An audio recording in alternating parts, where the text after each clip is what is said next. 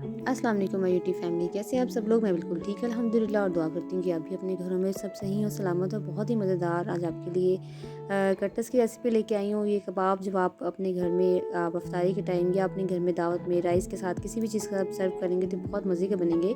यहाँ मैंने हाफ़ के जी जो है आलू लिए हैं, उनको मैंने बॉयल करके उसको मैंने पीस लिया है और उसमें जो है उसके बिल्कुल हाफ़ मैंने चिकन लिया है, यानी आधा किलो आलू है तो 1 पाव मैंने चिकन लेके उसको भी मैंने श्रेड कर लिया बॉयल करके।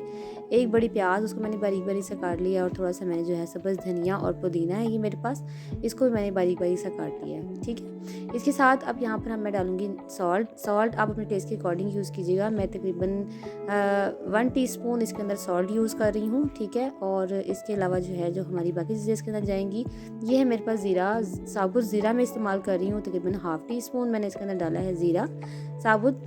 और इसके अंदर जो है तीसरी चीज़ जो मैं डालूँगी, बहुत कम बेसिक मसालों के साथ मैं इसको आज बना रही हूँ, और ये है मेरे पास खुश्क धनिया, कुटा हुआ खुश्क धनिया है। ये भी तकरीबन मैंने 1 टीस्पून भर के डाला है, इसका टेस्ट इसमें बहुत अच्छा आएगा। तो खुश्क धनिया खुशबू वैसे ही अच्छी लगती है कटलेट्स वगैरह में, कबाबों में, तो ये ज़रा थोड़ा सा ज़्यादा मैंने इस्तेमाल किया है। ये मेरे पास है काली मिर्च का पाउडर, ये तकरीबन मैंने 1 एंड हाफ़ टीस्पून यूज़ किया है क्योंकि ज़्यादातर मैं इसमें काली मिर्च यूज़ कर रही हूँ। और तकरीबन 1/4 टीस्पून मैंने इसमें लाल मिर्च का इस्तेमाल किया है। अच्छा, जो लाल मिर्च है ये बहुत कम क्वांटिटी में, काली मिर्च ज़्यादा डाली हैं, इसका टेस्ट बहुत अच्छा आएगा। काली मिर्च से आप देखिएगा आम कटलेट्स और आम कबाबों से बहुत चेंज और बहुत मज़े का इसके अंदर टेस्ट आएगा। अब मैं क्या कर रही हूँ कि हाथों की मदद से ना मैं इन सब चीज़ों को अच्छे तरीके से हम मिक्स कर लेंगे। चिकन और आलूओं को जो है अच्छे तरीके से और तमाम मसालों को जो है अच्छे तरीके से हम मिक्स कर लेंगे। यहाँ देखिए अब ये बैटर मैंने अच्छी तरह से सारा मिक्स कर लिया है इस तरह से अब अच्छी तरीके से इन तमाम मसालों को मिक्स कर लीजिएगा।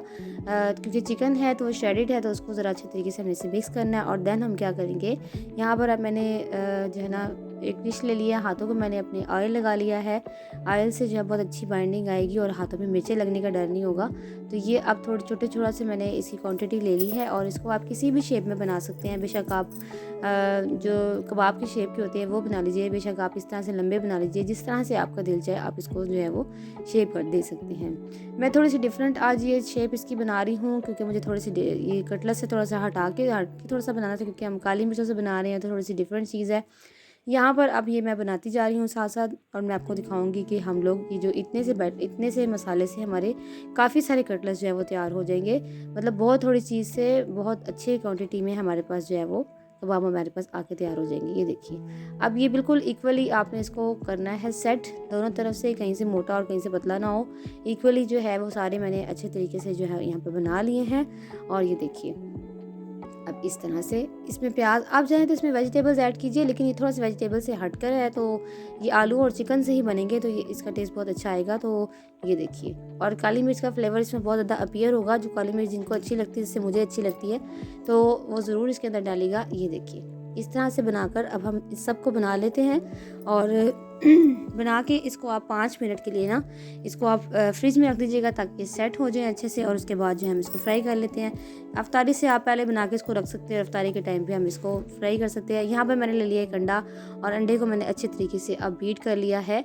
हम इसको अंडा लगा के फ्राई करेंगे, कोई मैं ब्रेड क्रम्स नहीं लगा रही, कोई मैं इसके ऊपर जो है वो मैदा वगैरह नहीं लगा रही, सिंपल, क्योंकि हमने इसको फ्रिज में रखा था और ये बहुत अच्छे सेट हो गए हैं। तो ये अंडे की इस तरह कोटिंग करके अच्छा सा भर के हम इस पर अंडा लगाएंगे और मैं इसको शैलो फ्राई कर रही हूँ। देखिए डीप फ्राई मैं इसको नहीं कर रही, बहुत कम घी के अंदर मैंने इसको बनाया है और बहुत जल्दी जल्दी ये बन जाएंगे, यहाँ पे फ्राई हो जाएंगे। आपने इसको मीडियम फ्लेम पे बनाना है, हाई फ्लेम पे नहीं बनाना। और ये देखिए ये सारे मैं इस तरह 1 बाय 1 इसके अंदर डालती जाऊँगी और ये बहुत अच्छा सा कलर हमारा इसके ऊपर आ जाएगा। यहाँ अगर आपको मेरी वीडियो अच्छी लग रही है तो प्लीज़ मेरी वीडियो को यहाँ पर लाइक ज़रूर कीजिएगा और बताइएगा कि आपको मेरी वीडियोज़ जो है वो कैसी लगती हैं। और मैं रमज़ान की जितनी भी रेसिपीज़ लेके आई हूँ आपको कैसी लगी है। इंशाल्लाह आगे जो है वो ईद की रेसिपीज़ शुरू हो जाएंगी, तो ये रमज़ान की रेसिपीज़, क्योंकि रमज़ान हमारा आखिर में जा रहा है और जो है ना ये मैं जितनी भी रेसिपीज़ है यहाँ पर इसकी वाइंड अप करने वाली हूँ। अब आप ये देखिए कि ये सारे जो है मैंने इसके अंदर डाल दिए। अब थोड़े से घी के अंदर देखिए मैंने सारे इसके अंदर फ्राई करने के लिए डाल दिए हैं। तो आप मुझे इसको अपनी फैमिली को खिलाइएगा और मुझे बताइएगा कि आपकी फैमिली को ये रेसिपी कैसी लगी। अच्छा, मैंने ना इसको राइस के साथ सर्व किया था, राइस बनाए थे मैंने, पुलाव उसके साथ इसको सर्व किया था, तो ये बहुत अच्छे बने थे। राइस के साथ इसका टेस्ट बहुत अच्छा सा आ गया था। यानी आप इसको खाली भी सारी भी बना सकते हैं, वैसे भी आप किसी चीज़ के साइड्स के तौर पर, आप इसको स्टार्टर के तौर पर भी बना सकते हैं। ये देखिए अब इस तरह से मैंने दोनों तरफ से इसको कलर दे के अच्छे तरीके से तो मैं इसको अब इसके अंदर से निकाल रही हूँ।